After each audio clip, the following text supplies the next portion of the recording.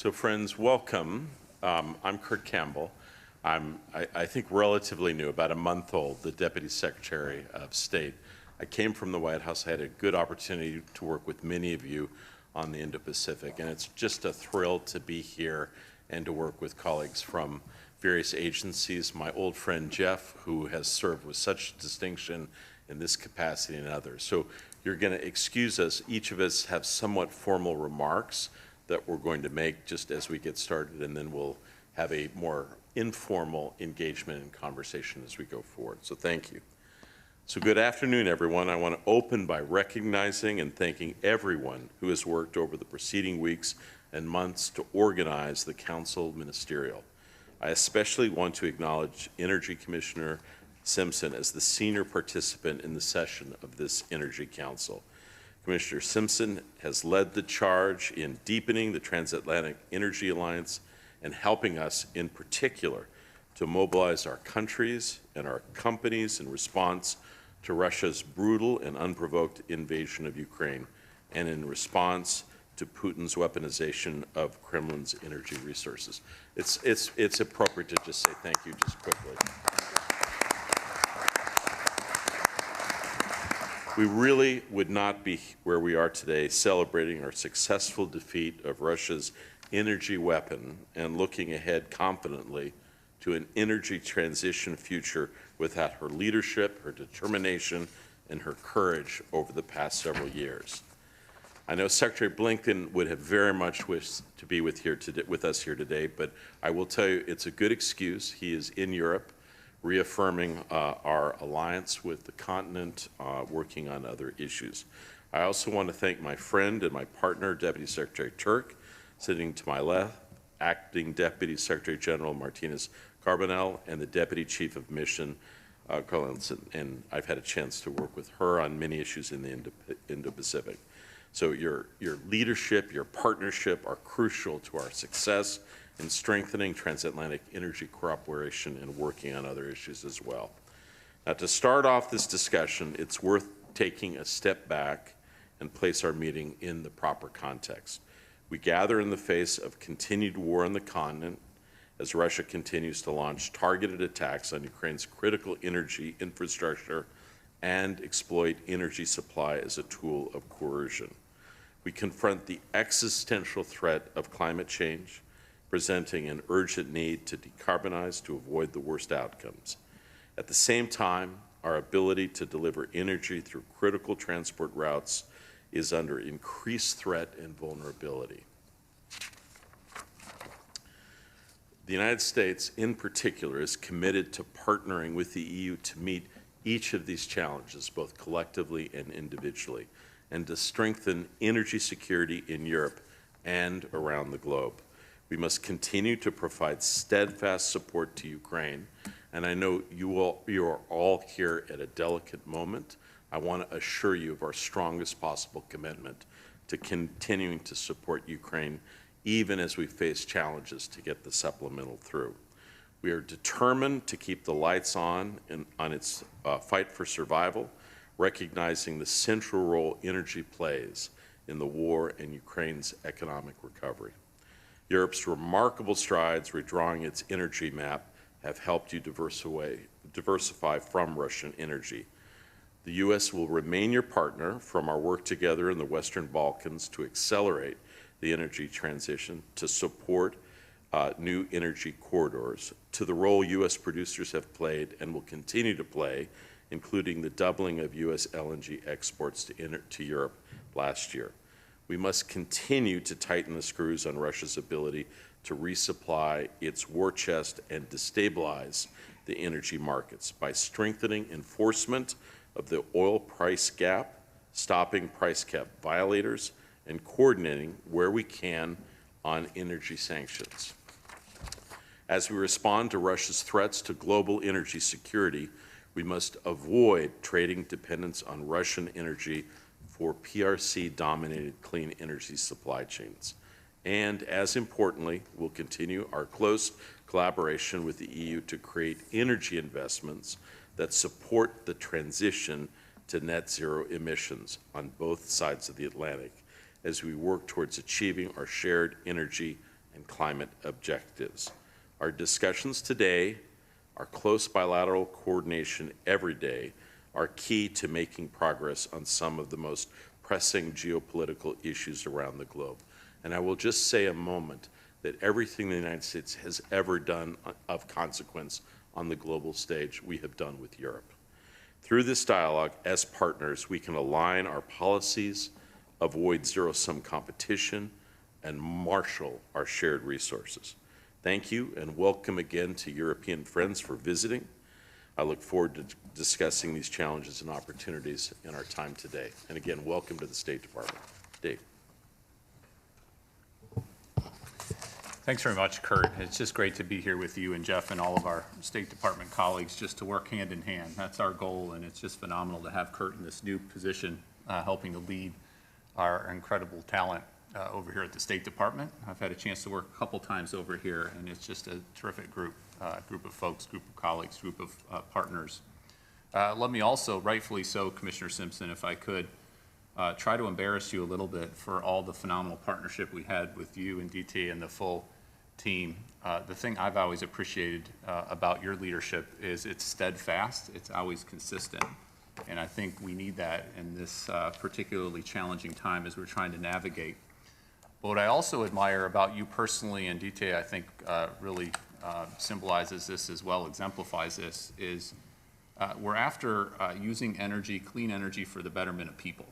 People in our country, people in the European Union, and people around the world. And that humanity really comes through in everything you do. So thank you for being such a terrific partner.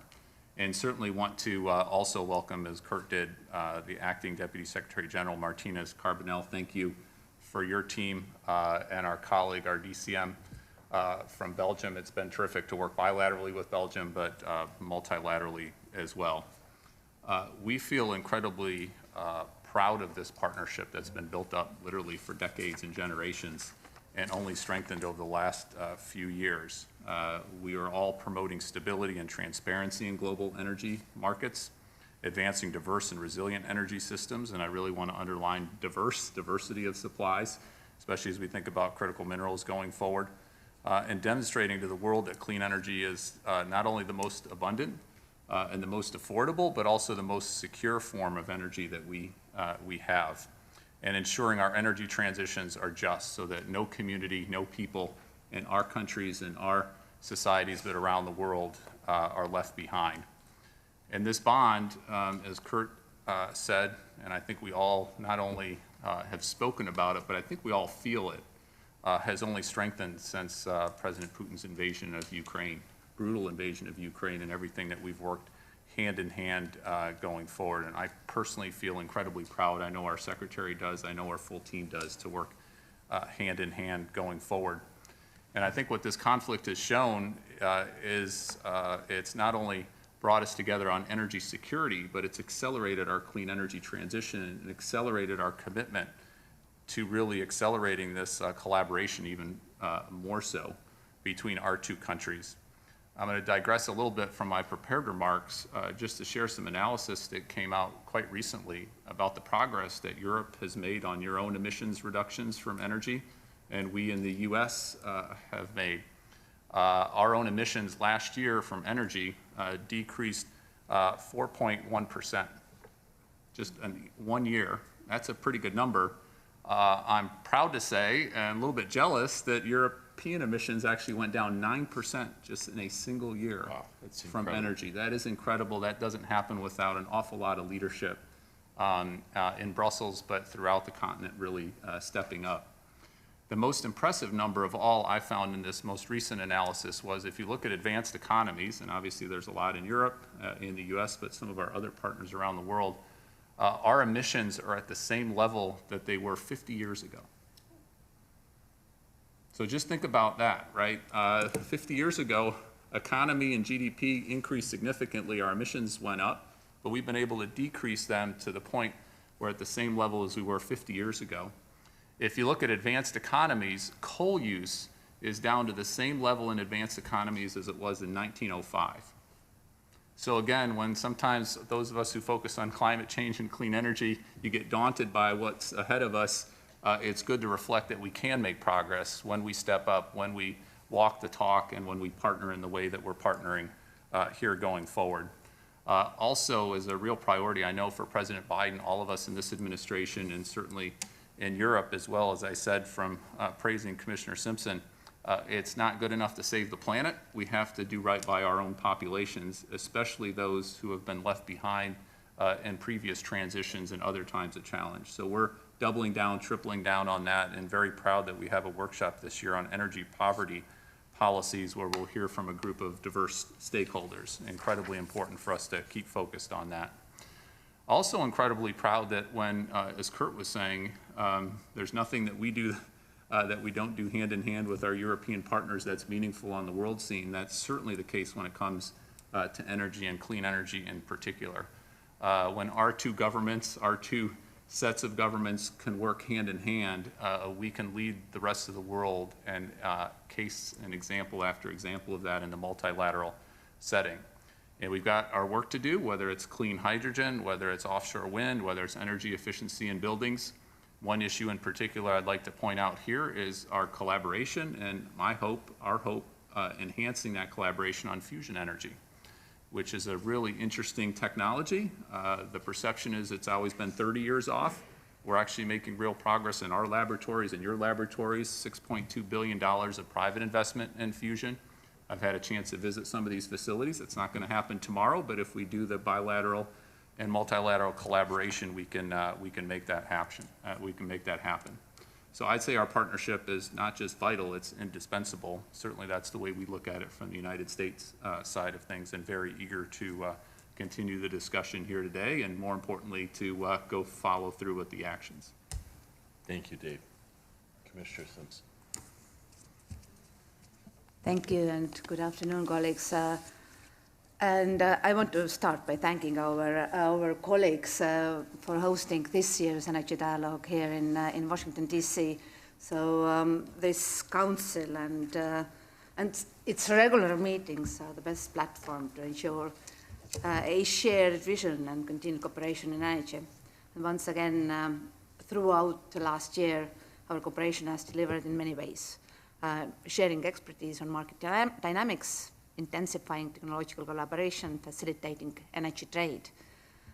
Now, US LNG has been helping us to diversify EU gas supplies away from Russia. And last year, the United States was the largest LNG supplier to the EU. And at the same time, the European Union became the biggest market for US LNG. And we have delivered on and even exceeded what was agreed just 2 years ago in the President Biden and President von der Leyen statement.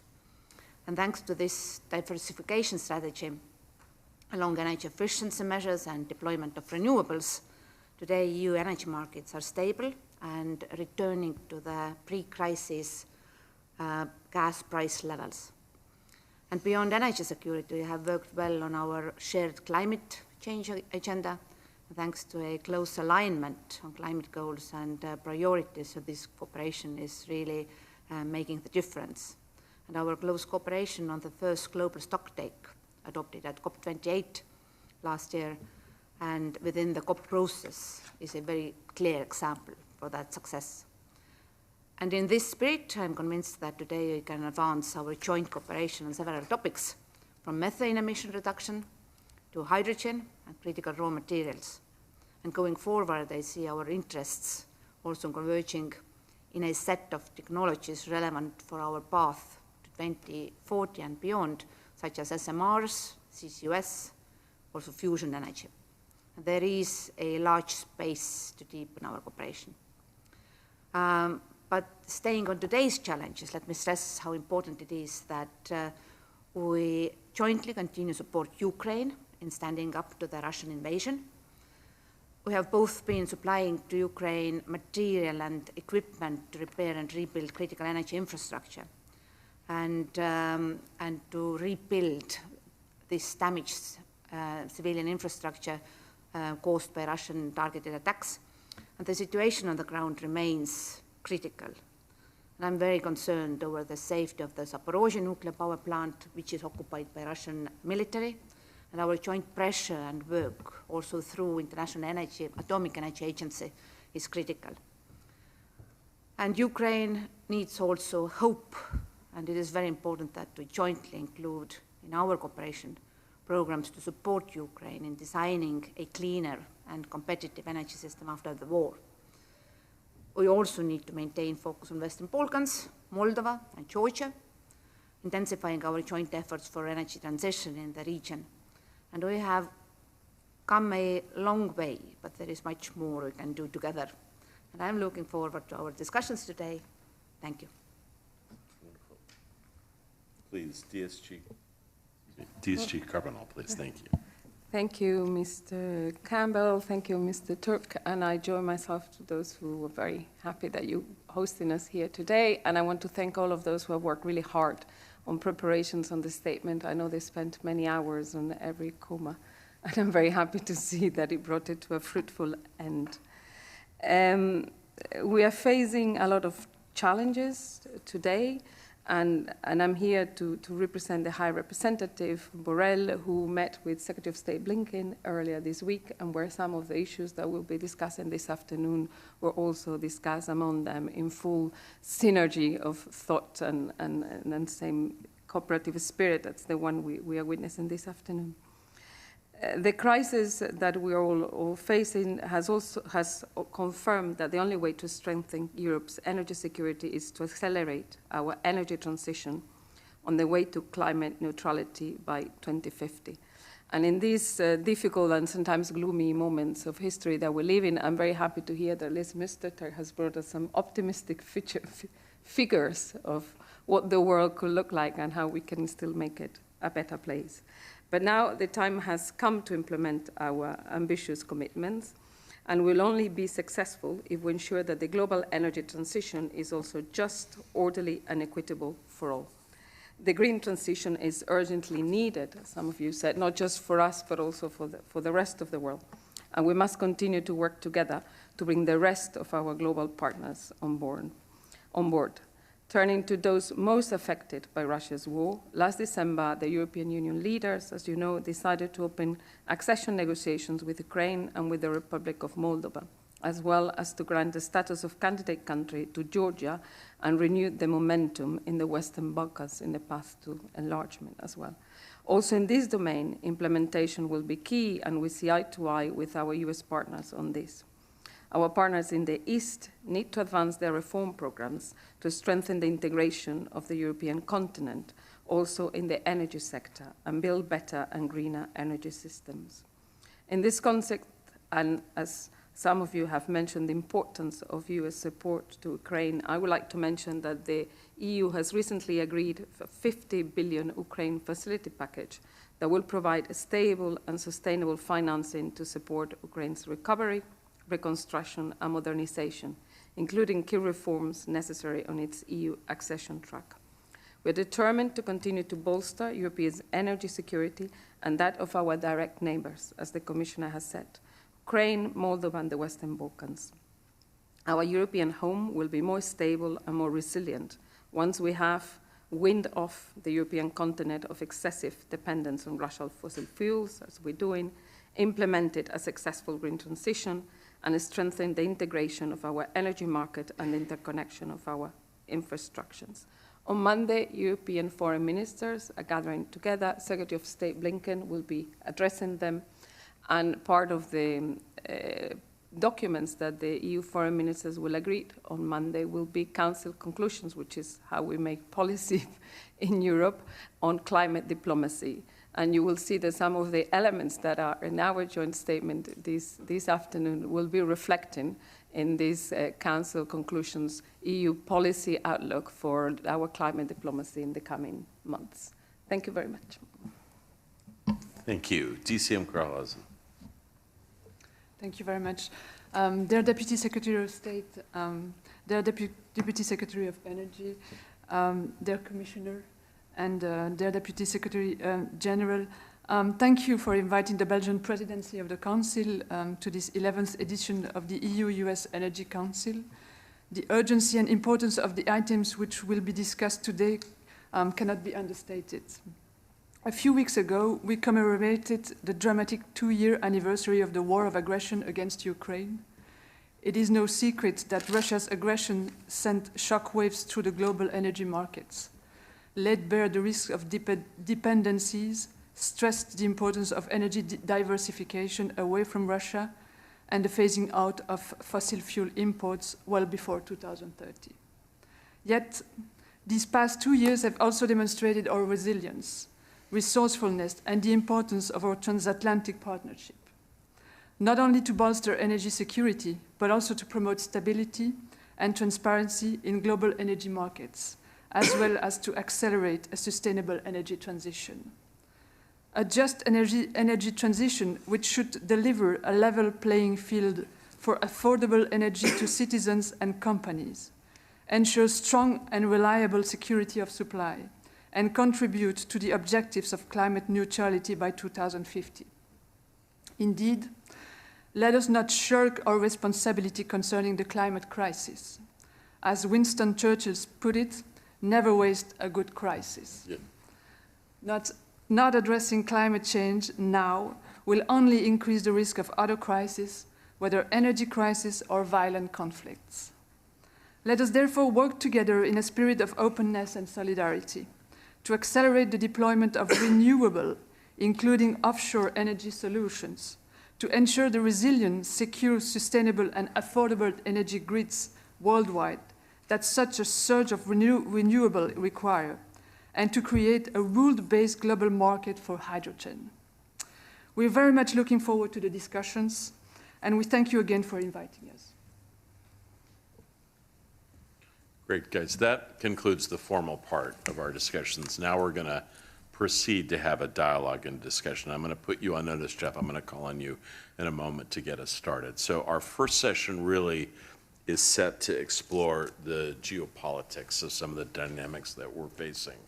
Now, we've just celebrated the remarkable work that we've done together over the last couple of years. And I must say, this work we've helped, but has been led by European friends. But now we face a number of new challenges that is going to require a similar blend of creativity, strategy, determination. And I'll just put a few of those on the table, Jeff, and I'll ask you to think a little bit about it going forward. Completely unanticipated just a couple of months ago would be the idea that we would be facing challenges with regard to the delivery